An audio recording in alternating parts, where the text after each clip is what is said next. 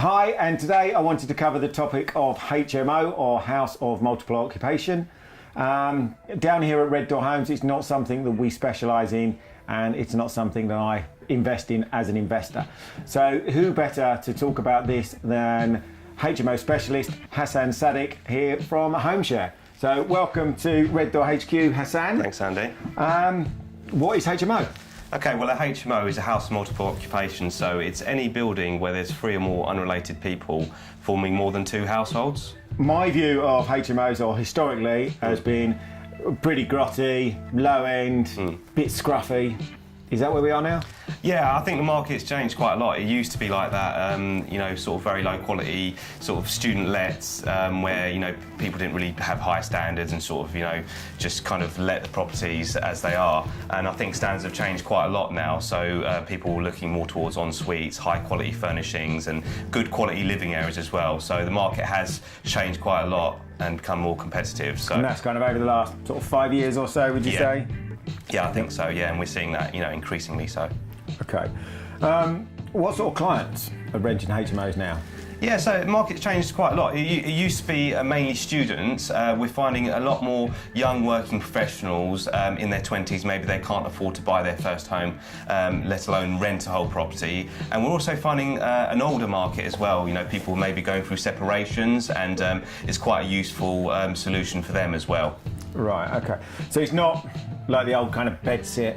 Yeah, I mean, there's a lot of confusion over that. HMO could be classed as a bed sit. I think the common view of bed sit is maybe sort of council tenants, and yeah, that still does go on. We don't deal with any council tenants ourselves, but yeah, there is a lot of that as well. Yeah, I mean, I'll be honest, I've seen a lot of your stuff. I've seen it on the internet and social media wise, and it seems very high end, fully furnished, kind of interior decorated, a bit like a hotel now. It's hotel living. Is that where it is? I mean, where do you see it going in the next 5 years? That's completely correct. I agree with that. So, we have a cleaner that goes in every week, and the tenants are actually offered their own in-room cleaning services, and a lot of them do take that up. So, it's kind of almost like hotel standard, but yeah, they are expecting that, and in order to get that, they're willing to pay more in rent. So it does make financial sense, and the rooms rent quicker and a lot easier. So. And how many people would you have on average to a standard HMO? On average, it's probably about 5 people on average in a standard house share. Okay. And do you kind of vet the tenants to make sure they're all kind of very similar, to try and build a bit of a kind of a social environment within the house as well, or? Yeah, so we normally have groups, so we have blue collar, white collar, contractors and students. We try not to mix those groups. We try to find similar sort of age brackets as well, and what that means is that tenants get along better and they stay longer. So that is very important to the success of the HMO. Okay, and what are you seeing in kind of the length of tenancy? Is there a standard length? Is it a year, 3 years, or is it very much short term kind of? Yeah. They are more short-term than, obviously, single-let properties that stay for years and years normally.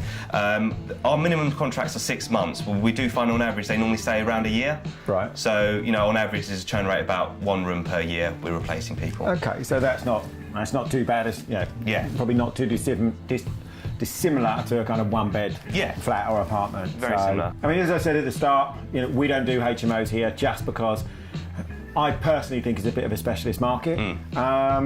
Why do I need a specialist if I've got a HMO? Yeah, I mean, doing a HMO is totally different to a single let. Apart from what we've just discussed, there's also lots of rules and regulations surrounding HMOs. So there's fire safety regulations, health regulations. You've got to have the correct fire doors, smoke alarm systems, stuff like that. So you really want to get that stuff right. It's very, very important to do that. So we manage all of that, and also doing regular inspections as well is very important. So how often are the inspections? Every 3 months, I'd recommend to do an inspection, and that's alongside the cleaner going. So the cleaner also kind of does an inspection every time she goes. So she's your eyes and ears on the street. Yeah. Okay. Exactly. Yeah. That's good. So again, as an investor, why should I add HMOs to my portfolio?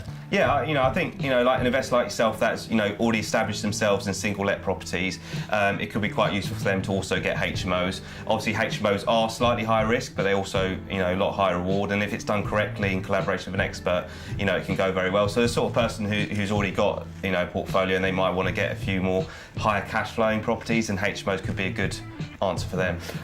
Okay, I mean, I've got to agree with you in there. I mean, obviously I have I tend to specialise in 2 and 3 bed houses. I like families. They come in, they stay for 6, 7 years, but the yields are dropping, as we all know, in the market. Rents are, kind of going up, but tax changes and legislation and everything else. And I've had a complete U-turn on HMOs, and I'm actually thinking maybe.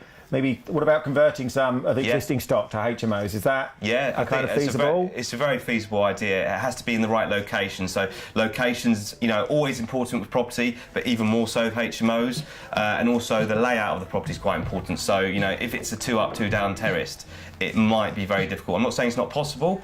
So you kind of want a bigger property in order to do that. So 3 bedroom plus. Okay. I mean, my houses for families, they are in different locations. They have different requirements. They want to be near to a school. Where do I need to put a HMO? What location? So I would say, as a general rule, you want to go on Google Maps, find the local train station, and plot a 10-minute walk. And then you kind of do a radius around the train station. As a general rule, that's a good idea. However, there are exceptions to that rule. If it's in a desirable location for other reasons, especially if there's parking, it can also work outside those areas. So I think it's really important to talk to a local expert who really knows the area that can tell you for sure. Okay, and what about, size-wise, you say the average is kind of 3 to 4 people. Is there an upper limit? Can a HMO work with 10, 15 people? What's the... Yeah, there's no actual maximum limit. You can have 20, 30 bedroom HMOs, but there are issues you need to go through to get to that point. So there's planning and there's licensing, and they're very specialist topics. But as a general rule, up to 6 people you can do without planning. And then you can also get a license, quite easily. And I guess there's few buildings that actually accommodate that many more. Yeah, more than that. You'd have to get planning for those. You have to go through the planning process, and then also go through the licensing process with the local council. Okay. And one final question then, Hasan. As an investor, I tend to look anything kind of over and above 5.5% yield return on a property. It used to be 6. I'm struggling to find that now. What can I expect on a HMO? What kind of yield?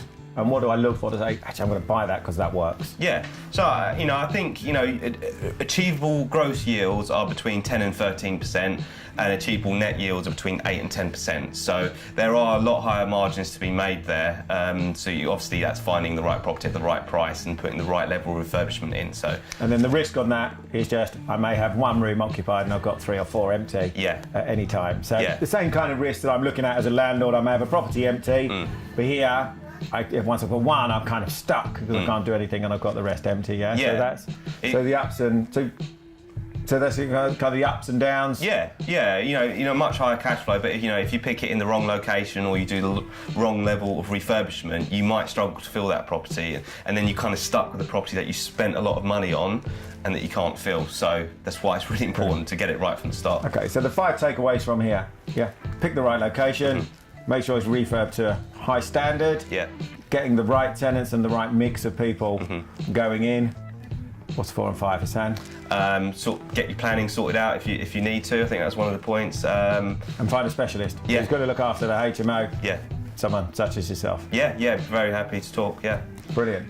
So if HMOs are something you're considering, something you're thinking about, I know I'm talking to some of my clients and my investors about it, in which case Hasan's kind of coming in and we're working together with some of my investors, then give us a call, get in touch. Myself here, Andy at RedDoor Homes, or Hasan at homeshare.co.uk. Is that right?